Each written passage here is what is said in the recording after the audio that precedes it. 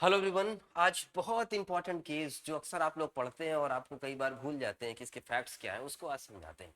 आज बहुत important case जिसका नाम है state of Maharashtra versus M H George. State of Maharashtra versus M H George, ये केस पढ़ने वाले हैं। ये एक बहुत ही इंपॉर्टेंट केस है प्रिंसिपल ऑफ मेंस लिया का।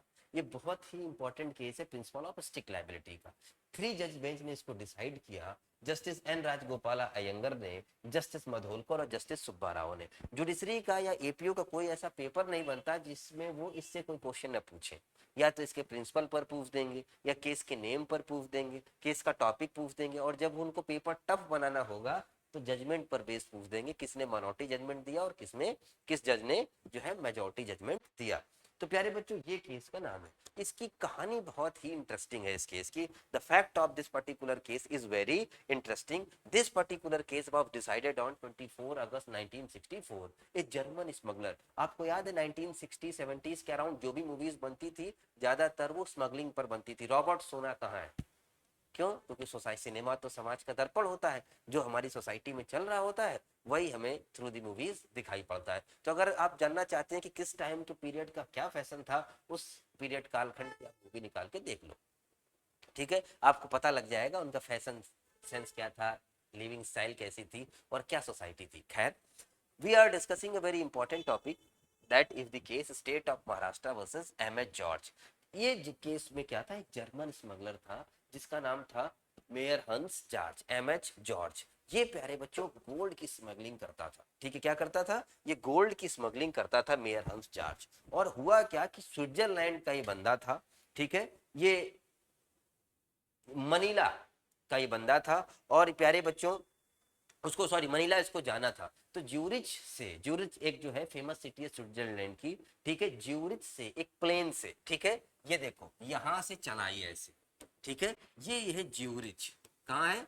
ये है ज्यूरिच। यहां से ये चला। ठीक है ना? और प्यारे बच्चों, इसको जाना था फिलीपींस की कैपिटल मनीला। ठीक है, कहाँ जाना था? मनीला जाना था। और इसके पास, एम एच जॉर्ज के पास क्या था प्यारे बच्चों? 34 केजी गोल्ड। क्या था? 34 केजी गोल्ड इसके पास था। ये चला। जब ये चला प्यारे बच्चों, तो ये 27 नवंबर 1962 को, कब चला? 27 नवंबर 1962 को चला। ठीक है, वहां से चला। और इसको डिलीवरी यहां पर उस गोल्ड की देनी थी। इसका प्लेन प्यारे बच्चों, जर्मन स्मगलर था, जूरिच से चला और मनीला जाना था। इसका प्लेन प्यारे बच्चों कुछ दिन पहले, बस 24 नवंबर को 1962 को आरबीआई ने क्या किया, एक नोटिफिकेशन निकाल दिया, पब्लिश कर दिया और रूल्स को चेंज कर दिए। 24 को रूल चेंज किए।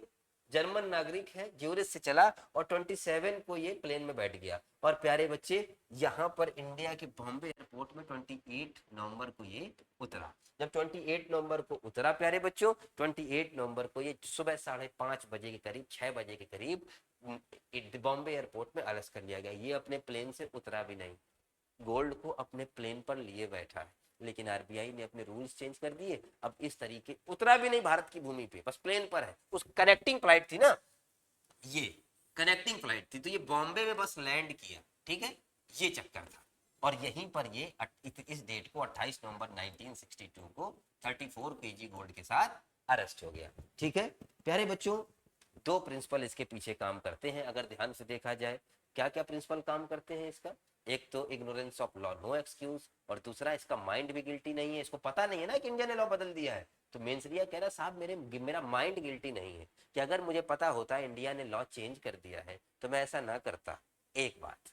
ठीक है, तो इसका गिल्टी माइंड भी नहीं है, क्या इसको पनिश किया जाए? प्यारे बच्चों, बड़ी मुसीबत। दूसरा, ignorance of law, no excuse, कानून का ना जानना कोई भूल नहीं है। दो बातें हमारे सामने थी। ठीक है, despite that finally supreme court ने प्यारे बच्चों एम एच जॉर्ज को कन्विक्ट किया। और एम एच जॉर्ज को कन्विक्ट करने के पीछे बहुत तीन बड़े मेजर रीजन दिए गए। ठीक है, बहुत इसको कन्विक्ट करने के पीछे तीन मेजर रीजन दिए गए। पहला, एक तो इसको ignorance of law, no excuse.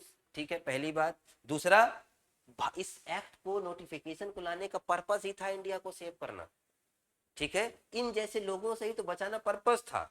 Number 1, to prevent the smuggling of gold. Number 2, to conserve the foreign reserve. Number 3, national economy को प्रोटेक्ट करना। ये तीन मेन इंपॉर्टेंट रोल थे जिसकी वजह से लेजिस्लेशन नोटिफिकेशन लाया गया, और ये एम एच जॉर्ज साहब उसी को वायलेट कर रहे हैं। तो प्यारे बच्चे, इनको डिवीजन बेंच ने, दो जजों की बेंच ने इनको, सॉरी 3 जज थे, इनको 2 जजों ने जो है वो एक तरीके से जस्टिस राजगोपाल अयंगर और मधुलकर ने प्यारे बच्चों इनको कन्विक्ट कर दिया। लेकिन जस्टिस सुब्बा राव ने माइनॉरिटी जजमेंट लिखा और बोला nothing is an offence which is done without guilty mind, कोई बात ऑफेंस नहीं जब तक वो गिल्टी माइंड से ना करी जाए।